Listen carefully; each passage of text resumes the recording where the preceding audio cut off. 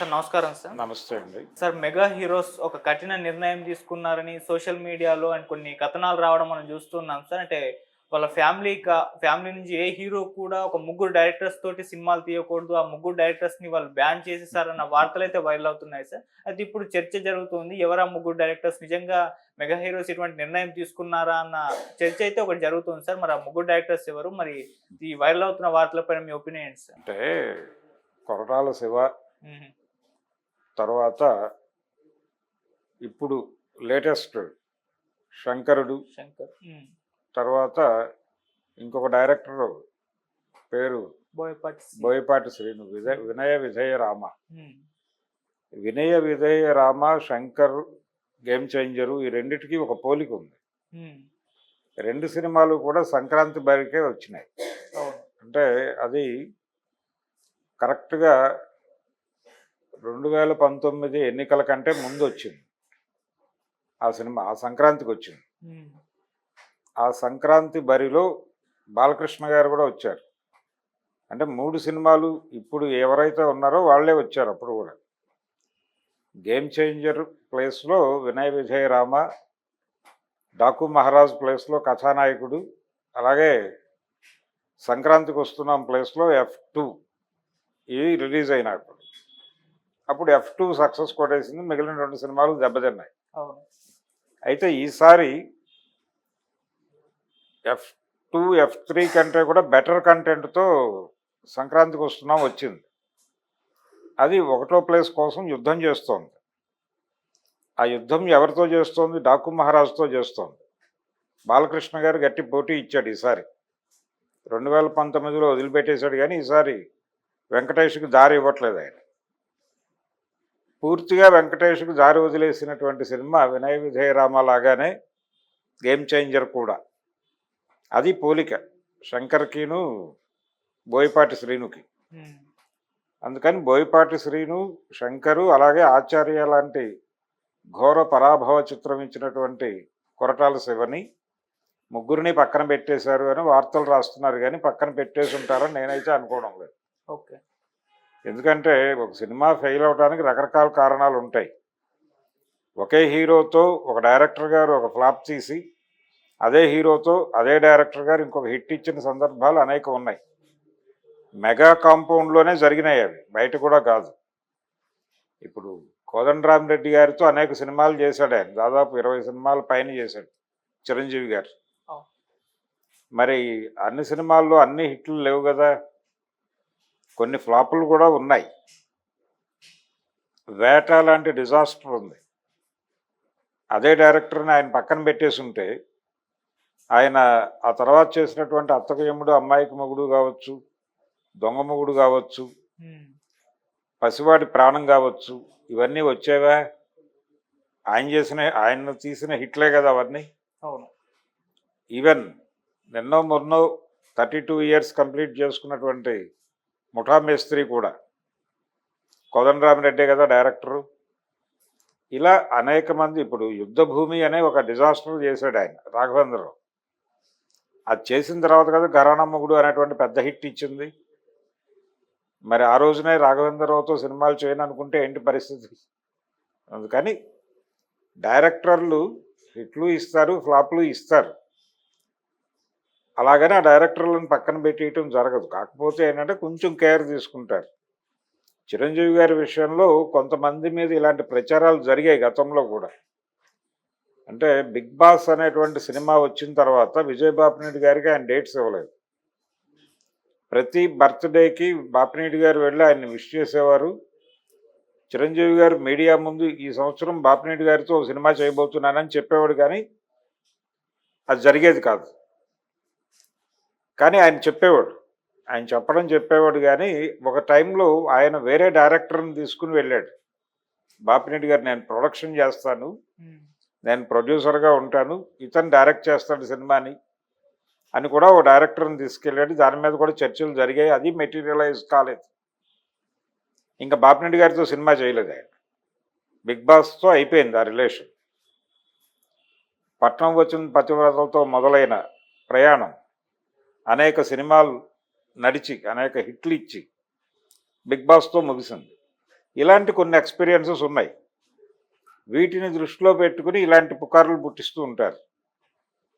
ఒక ఫ్లాప్ వచ్చిన తర్వాత ఆ డైరెక్టర్ని పక్కన పెట్టేస్తారు అనేది అన్ని విషయాల్లోనూ అన్ని సందర్భాల్లోనూ పొసగదు. చాలామంది విషయంలో కనిపిస్తుంది అది.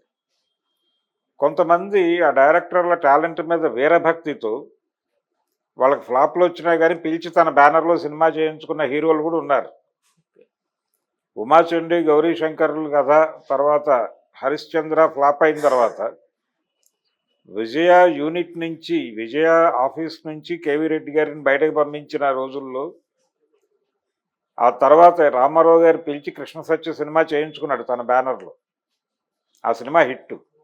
అంటే ఆయన చివరి సినిమా హిట్ అవ్వాలి, హిట్ సినిమా మీదుగా ఆయన వెళ్ళిపోవాలి అని ఆయన్ని తీసుకొచ్చి తన బ్యానర్లో డైరెక్షన్ చేయించుకున్నాడు ఆయన. అది భక్తితో చేసిన కార్యక్రమం. అలాంటివి కొన్ని ఉంటాయి. అంటే అందరు హీరోలు అందరు డైరెక్టర్లని ఫ్లాప్ ఇచ్చారు కాబట్టి పక్కన పెట్టడం జరగదు. చిరంజీవి గారి విషయంలో కూడా జరగలేదు అది. చాలా ఇప్పుడు నేను చెప్పిన విజయబాబు నాయుడు గారు లాంటి ఉదాహరణలు కొన్ని ఉన్నాయి. అంతవరకే. ఇప్పుడు మంచు పల్లకి తర్వాత వంశీకి ఆయన డేట్స్ ఇవ్వలేదు.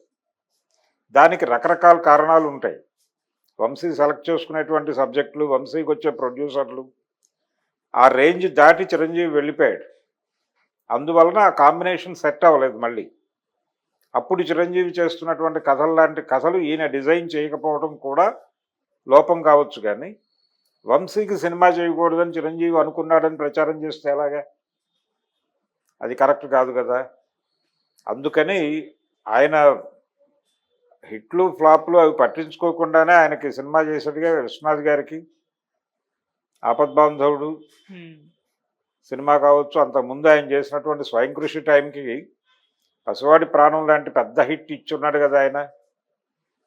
ఇలాంటి కంపారిజన్స్ తీసుకొచ్చి ఫ్లాప్ ఇచ్చిన డైరెక్టర్ని హీరోలు పక్కన పెట్టేస్తారు అనేది ఎప్పుడైనా జరుగుతుంది. కానీ అంటే కొంచెం కేర్ తీసుకుంటారు. కెరియర్ పట్ల వాళ్ళ కెరియర్ పట్ల వాళ్ళు కూడా కేర్ తీసుకోవాలి కదా. ఈ సినిమా ఫ్లాప్ వచ్చింది కాబట్టి తర్వాత సినిమా ఇతనితో చేసేటప్పుడు కొంచెం జాగ్రత్తగా చేయాలి అని అనుకుంటారు. ఇప్పుడు భోళాశంకర్ విషయానికి వస్తే అతనిని పిలిచే అవకాశం ఇచ్చినట్టేగా అది మెహర్ రమేష్ని. ఆయన ఫేట్ మార్చాలని ఈయన అనుకున్నాడు. ఈయన ఫేట్ మార్చి వెళ్ళిపోయాడు అతను. అన్నదమ్ములే కావచ్చు కానీ. కాబట్టి అలాంటివి జరుగుతాయి. జరిగినంత మాత్రాన ఆ సినిమా ఫ్లాప్ అయింది కాబట్టి మెహర్ రమేష్ నా తమ్ముడు కాదు అనుకోలేడు కదా ఆయన. మళ్ళీ ఎప్పుడో ఒకసారి అతను మళ్ళీ మండితే ఆ వెలుగు తన వైపు కూడా ప్రసరింపజేసుకునే ప్రయత్నం చిరంజీవి కూడా చేస్తాడు. అందుకని జనరల్ ఇదంతా కెరియర్లో ఉంటారు. ఆ కెరియర్ నడుస్తున్న టైంలో ఇప్పుడు ఎందుకు ఆయన కోదండరామిరెడ్డి గారిని పిలిచి సినిమాలు చేయట్లేదు, కొత్త డైరెక్టర్లతో వెళ్ళాలనుకుంటున్నాడు అంటే ఈ జనరేషన్ పబ్లిక్ గురించి పబ్లిక్ పల్స్ కొంత ఈ జనరేషన్ డైరెక్టర్ల దగ్గర ఉంటుంది కాబట్టి యంగ్ బ్లడ్తో చేస్తే తన సినిమాలు కూడా యంగ్గా ఉంటాయని అనుకోవడం. అది చిరంజీవి ఇప్పుడు అనుకోవడం కాదు. ఎన్టీ రామారావు గారు అప్పుడు కూడా అనుకున్నాడు అదే మాట. ఏది ఎదురులేని మనిషి సినిమా చేసేటప్పుడు చాలామంది ఆయన అన్నారు, ఏమిటిది ఇలాంటి రోల్స్ చేయటం ఏంటి మీరు, ఆ గెటప్లు ఏమిటి అని అన్నారు. ఆయనతోనే అన్నారు. ఆయన చెప్పాడు, ఇది జనరేషన్ అభిరుచి అట, అది నాకు తెలియదు, వాళ్ళకి తెలుసు, వాళ్ళు చేస్తున్నారు, కాదని అనలేను, ఎందుకంటే నేను ఈ జనరేషన్ కాదు కాబట్టి వాళ్ళు చెప్పింది చేసుకుని వెళ్ళటం తప్ప నేను చేయగలిగింది ఏమీ లేదని చెప్పాడు ఆయన. ఆ క్లారిటీ ఉంటుంది ప్రతి ఒక్క ఆర్టిస్ట్కి. అందుకని ఒక మాట అనేయటం ఈజీనే. ఇది డెఫినెట్గా బయట స్పెక్యులేషనే.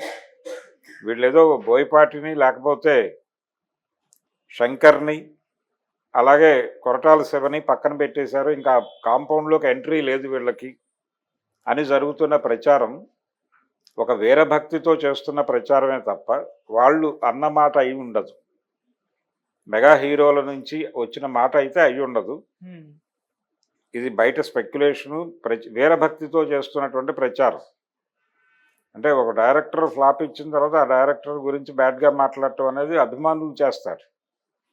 ఇప్పుడు ఒక దశలో కోదండరామిరెడ్డి గారు చిరంజీవి గారికి హిట్లు ఇచ్చినప్పుడు చిరంజీవి గారి అభిమానులు ఆయన్ని భుజానికి ఎత్తుకున్నారు. మా డైరెక్టర్ అన్నారు.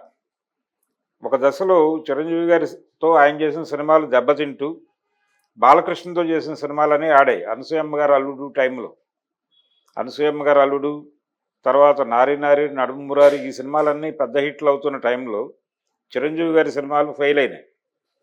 ఆ టైంలో ఇదే చిరంజీవి అభిమానులు కోదండరామిరెడ్డి మీద విమర్శించారు. మనకి ఫ్లాప్లు ఇచ్చి అవతల హిట్లు ఇస్తున్నాడు అని. అదే కోదండరామిరెడ్డి, అంతకుముందు వీళ్ళు భుజాన్ని వేసుకున్న కోదండరామిరెడ్డి మీదే ఒక దాడి జరిగింది ఆ టైంలో. ఇలాంటివి జరుగుతాయి అభిమానుల నుంచి. ఇది వీరభక్తితో చేస్తున్న పని తప్ప, వీరభక్తి పరులు చేస్తున్నటువంటి ప్రచారం తప్ప వాళ్ళు అని ఉండరు అన్నమాట. కానీ మెగా కాంపౌండ్ నిషేధం విధించింది అని అనుకోవడం తప్పు. ఓకే. డెఫినెట్గా నిషేధాలు ఉండవు, కాకపోతే కేర్ ఉంటుంది. రేపు ఎప్పుడైనా కొరటాల శివ గారు ఇంకో ప్రాజెక్ట్తో వెళ్ళినప్పుడు వాళ్ళు ఎలో చేస్తారు, కానీ లూజ్గా వదిలిపెట్టరు, కొంచెం కేర్ తీసుకుంటారు. ఆ కొంచెం కేర్ తీసుకోవటం అనేది వాళ్ళ కెరీర్ కోసం మాత్రమే కాదు, ఇతని కెరియర్ కోసం కూడా.